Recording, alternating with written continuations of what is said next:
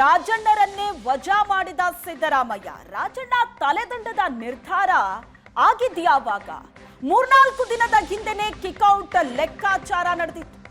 ತನ್ನ ಪರಮಾಪ್ತ ರಾಜಣ್ಣರನ್ನೇ ವಜಾ ಮಾಡಿದ್ದಾರೆ ಸಿದ್ದರಾಮಯ್ಯನವರು. ಸಿದ್ದರಾಮಯ್ಯನವರ ಆಪ್ತ ಬಳಗದಲ್ಲಿರೋರು KN ರಾಜಣ್ಣ.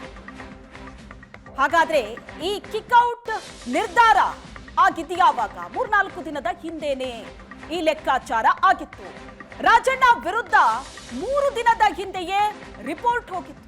ಹೈಕಮಾಂಡ್ಗೆ 3 ದಿನದ ಹಿಂದೆಯೇ ಒಂದು ವರದಿ ತಲುಪಿತ್ತು. ರಾಜಣ್ಣ ನೀಡಿದ್ದ ಎಲ್ಲಾ ಹೇಳಿಕೆ ದೆಹಲಿಗೆ ರವಾನೆ ಆಗಿತ್ತು. ಕೇವಲ ಮತಗಳು ಪ್ರಕರಣದಲ್ಲಿ ಕೊಟ್ಟಂತ ಹೇಳಿಕೆ ಮಾತ್ರ ಅಲ್ಲ, ಈ ಹಿಂದೆನೂ KN ರಾಜಣ್ಣ ಅವರು ಹಲವು ಬಾರಿ ಇಂತಹ ಹೇಳಿಕೆಗಳನ್ನ ಕೊಟ್ಟಿದ್ದಾರೆ. ಅದು ಪಕ್ಷಕ್ಕೆ ಮುಜುಗರವನ್ನ ಕೂಡ ತಂದಿಟ್ಟಿದೆ. ಅಂತಹ ಎಲ್ಲಾ ಹೇಳಿಕೆಗಳ ಪಟ್ಟಿ ದೆಹಲಿಗೆ ರವಾನೆ ಆಗಿತ್ತು. ಎಲ್ಲ ವಿವರವನ್ನ ಪಡೆದ ನಂತರವೇ ಕಿಕ್ಔಟ್ ಅಸ್ತ್ರ ಪ್ರಯೋಗ ಆಗಿದೆ. ಸಂಪುಟದಿಂದಲೇ ಉಚ್ಚಾಟಿಸಿ ಅಂತ ಖಡಕ್ ಸೂಚನೆ ಹೊರಬಿದ್ದಿದೆ. ಹೈಕಮಾಂಡ್ ಮನವೊಲಿಕೆಗೆ ಸಿಎಂ ಯತ್ನ ನಡೆಸಿದೆ. ಇಂಥದೊಂದು ಸುದ್ದಿ ಕಿವಿಗೆ ಬೀಳುತ್ತಲೇ ಸಿಎಂ ಸಿದ್ದರಾಮಯ್ಯನವರು ಪ್ರಯತ್ನ ಕೂಡ ಮಾಡ್ತಾರೆ ಹೈಕಮಾಂಡ್ ಮನವೊಲಿಸೋದಕ್ಕೆ. ಸುಳಿವು ಬಳಿಕ ರಾಜೀನಾಮೆಗೆ ಮುಂದಾಗಿದ್ರು ರಾಜಣ್ಣ.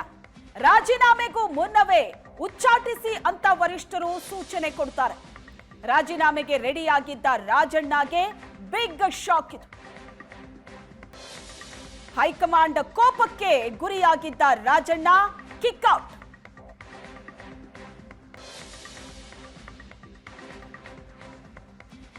ಈ ಬಗ್ಗೆ ಹೆಚ್ಚಿನ ಡೀಟೇಲ್ಸ್ ಅನ್ನ ಕೊಡ್ತಾರೆ ನಮ್ಮ ಪ್ರತಿನಿಧಿ ಮಾರುತೇಶ್ ಇದ್ದಾರೆ ಸಂಪರ್ಕದಲ್ಲಿ. ಮಾರುತೇಶ್, KN ರಾಜಣ್ಣ ತಲೆದಂಡಕ್ಕೆ ಯಾವಾಗ ನಿರ್ಧಾರ ಆಗಿತ್ತು ಅಂತ ನೋಡ್ತಾ ಹೋದ್ರೆ, ನೀವು ಆವಾಗಲೇ ಹೇಳಿದ ಹಾಗೆ ಕೇವಲ ಮತಗಳು ಇಶ್ಯೂ ಅಲ್ಲಿ ರಾಜಣ್ಣ ಕೊಟ್ಟಂತ ಸ್ಟೇಟ್ಮೆಂಟ್ ಮಾತ್ರ ಕನ್ಸಿಡರ್ ಆಗಿರಲ್ಲ, ಈ ಹಿಂದೆ ಕೊಟ್ಟಂತಹ ಸ್ಟೇಟ್ಮೆಂಟ್ ಕೂಡ ಕನ್ಸಿಡರ್ ಆಗಿರುತ್ತೆ ಅಂತ ಆ ಎಲ್ಲಾ ಪಟ್ಟಿ ಹೈಕಮಾಂಡ್ಗೆ ಆಗ್ಲೇ ತಲುಪಿತ್ತು.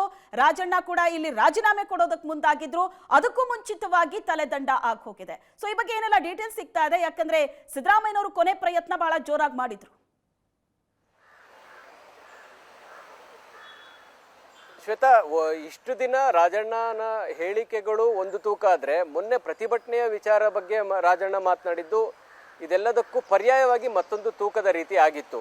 ಸೊ ರಾಜಣ್ಣ ಅವರ ಮೇಲೆ ಕ್ರಮ ಆಗಬೇಕು ಅನ್ನುವಂತಹ ದೂರು ಹೈಕಮಾಂಡ್ಗೆ ಸಾಕಷ್ಟು ಬಾರಿ ಹೋಗಿದೆ. ಸ್ವತಃ DK ಶಿವಕುಮಾರ್ ಅವರು ವೇಣುಗೋಪಾಲ್ ಅವರನ್ನ ಭೇಟಿಯಾದಾಗಲೂ ಕೂಡ ರಾಜಣ್ಣ ಅವರ ಹೇಳಿಕೆಗಳ ಬಗ್ಗೆ ದೂರು ಕೊಟ್ಟು ಬಂದಿದ್ರು. ಯಾಕಂದ್ರೆ ನಾಯಕತ್ವದ ಬದಲಾವಣೆ ವಿಚಾರದಲ್ಲಿ ಹೈಕಮಾಂಡ್ ಸ್ಪಷ್ಟ ನಿರ್ದೇಶನ ಕೊಟ್ಟಿತ್ತು, ಯಾವುದೇ ಕಾರಣಕ್ಕೂ ಮಾಧ್ಯಮಗಳ ಮುಂದೆ ಮಾತನಾಡಬಾರದು ಅಂತೇಳಿ. ಅದಾದ್ಮೇಲೂ ಕೂಡ ರಾಜಣ್ಣ ಮಾತನಾಡಿದ್ರು. ಜೊತೆಗೆ ಈ ಹಿಂದೆ ಇದಲ್ಲ, ನಾಯಕತ್ವದ ವಿಚಾರ ಅಲ್ಲದೆ ಹೆಚ್ಚುವರಿ DCM ಆಗಬೇಕು ಅನ್ನುವಂಥ ವಿಚಾರದಲ್ಲೂ ಕೂಡ ರಾಜಣ್ಣ ಪದೇ ಪದೇ ಮಾತನಾಡಿದ್ರು.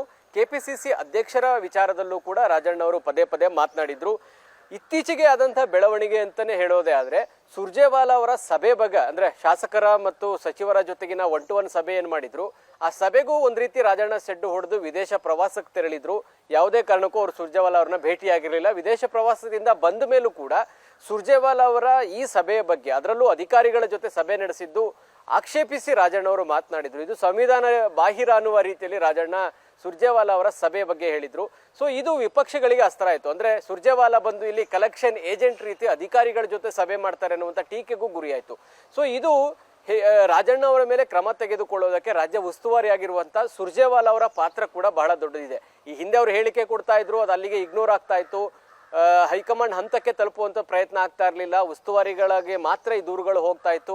ಆದ್ರೆ ಸುರ್ಜೇವಾಲಾ ವಿರುದ್ಧವೇ ಮಾತನಾಡಿದಾಗ ಸುರ್ಜೇವಾಲಾ ಕೂಡ ರಾಜಣ್ಣ ಅವರ ಮೇಲೆ ಇಂಥದ್ದೊಂದು ಕ್ರಮ ಆಗೋದಕ್ಕೆ ರಾಹುಲ್ ಗಾಂಧಿ ಅವರಿಗೆ ಈ ದೂರ, ಅಂದ್ರೆ ರಾಜ್ಯದಲ್ಲಿ ಆಗಿರ್ತಕ್ಕಂಥ ರಾಜಣ್ಣ ಅವರ ಹೇಳಿಕೆಗಳ ವಿವಾದ, ಅದರಿಂದ ಆಗಿರುವಂತಹ ಪರಿಣಾಮಗಳು ಮತ್ತು ನಾನು ಸಭೆ ಮಾಡಲಿಕ್ಕೆ ಹೋದಂತ ಸಂದರ್ಭದಲ್ಲಿ ಏನೇನಾಯ್ತು, ಇದರ ಜೊತೆಗೆ ಈ ಹೋರಾಟದ ಹಿನ್ನೆಲೆಯಲ್ಲಿ ಏನು ಹೇಳಿಕೆ ಕೊಟ್ಟಿದ್ರು ಆ ಹೇಳಿಕೆಯೂ ಸೇರಿದಂತೆ ಇದೆಲ್ಲವನ್ನೂ ಕೂಡ ಮನವರಿಕೆ ಮಾಡಿಕೊಡುವಂತ ನಿಟ್ಟಿನಲ್ಲಿ ಸುರ್ಜೇವಾಲಾ ಅವರ ಪಾತ್ರ ಬಹಳ ದೊಡ್ಡದಿದೆ. ಯಾಕಂದ್ರೆ ರಾಜ್ಯ ಉಸ್ತುವಾರಿಯಾಗಿದ್ದಾರೆ. ಅವರ ವಿರುದ್ಧವೇ ಸಚಿವರು ಮಾತನಾಡಿದಾಗ ಉಸ್ತುವಾರಿಗಳು ಸುಮ್ಮನೆ ಕುಳಿತುಕೊಳ್ಳಕ್ಕೆ ಆಗಲ್ಲ. ಅವರ ಹೇಳಿಕೆ ಮೇಲೆ ಕ್ರಮ ಆಗಿದ್ದಿದ್ರೆ ಅದು ಬೇರೆ ರೀತಿಯಾದಂಥ ಆಂಗಲ್ ತೆಗೆದುಕೊಳ್ಳೋದಾಯ್ತು.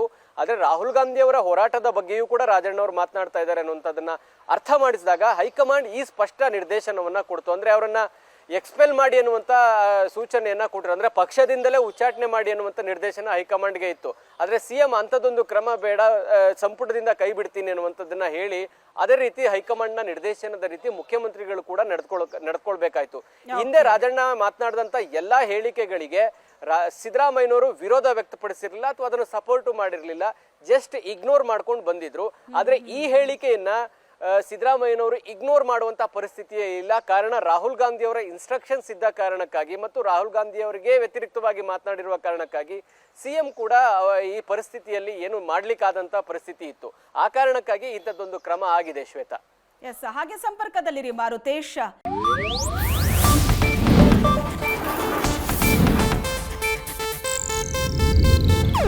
ಇದು ಏಷ್ಯಾನೆಟ್ ನ್ಯೂಸ್ ನೆಟ್ವರ್ಕ್ ಪ್ರಸ್ತುತಿ.